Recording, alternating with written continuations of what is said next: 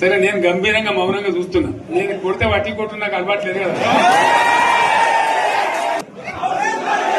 నా రోజులు కానీ అన్నట్టుగా నేను చూస్తా ఉన్నా. కానీ మనోళ్ళందరూ కూడా ప్రతిపాదిస్తుంది ఏంటంటే, ఒక సంవత్సరం జరిగిపోయింది, సంగమేశ్వర ఆన్నే పన్నది, బసవేశ్వర ఆన్నే పన్నది, పాలమూరు తిరుపతుల పథకం ఆన్నే పన్నది, కాళేశ్వరం అట్లా ఎండబెడుతున్నారు, ఇవన్నీ అన్యాయాలని. కాబట్టి ఫిబ్రవరి నెలాఖరులో ఒక పెద్ద బహిరంగ సభ పెట్టాలి, మీరు కథ చూడాలి అని జరుగుతూ ఉంది.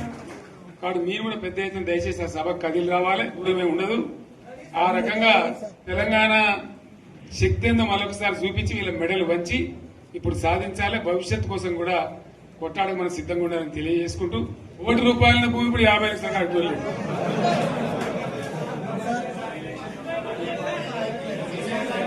ఒక్కని బాధ ఒక ఆయన వచ్చింది, మన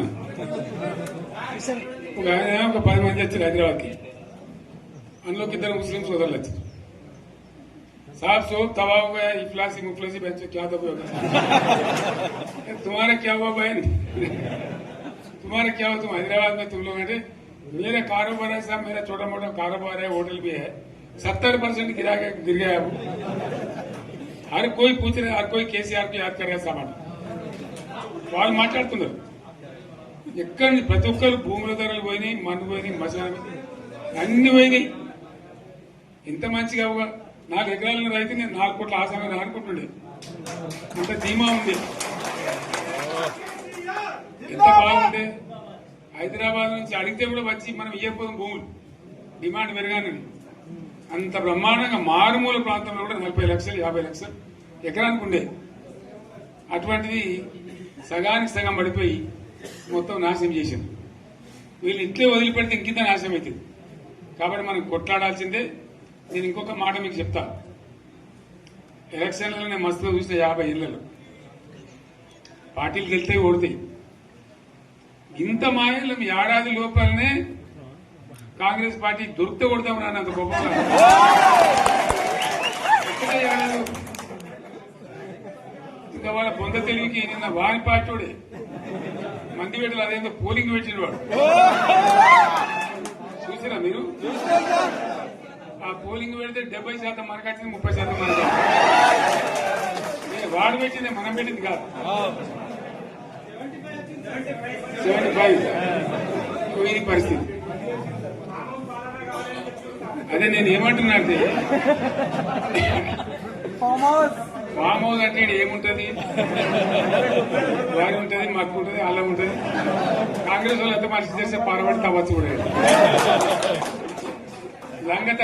దీన్ని ఫామ్ హౌస్ అని మనం బదనాం చేసి అంతే కదా. నేను ఏమంటున్నా అంటే, అన్ని మబ్బులు వీడిపోయినట్టు ప్రజలకు అన్ని తెలిసిపోతున్నాయి. మంచి ఏంది, చెడ్డ ఏంది, ఏం జరిగింది అన్ని ఇంకా ఘోరమైతుందని చెప్తున్నా. వీళ్ళ తెలియదక్కతనానికి ఏమైంది, నిన్న మొన్న రిపోర్ట్ వచ్చింది. Comptroller and auditor general of India అని కాగ్ అంటారు దాన్ని. కాగ్ రిపోర్ట్ వచ్చింది. పోయిన సంవత్సరం మన గవర్నమెంట్ లో వచ్చిన ఆదాయం కంటే 13,000 కోట్ల రూపాయల ఆదాయం తగ్గిపోయింది. ఇంకా మార్చి పోయేవరకల్లా ఇంకో 3-4 కోట్ల అవుతుంది. అంటే 15,000 కోట్ల ఆదాయం పోతుంది.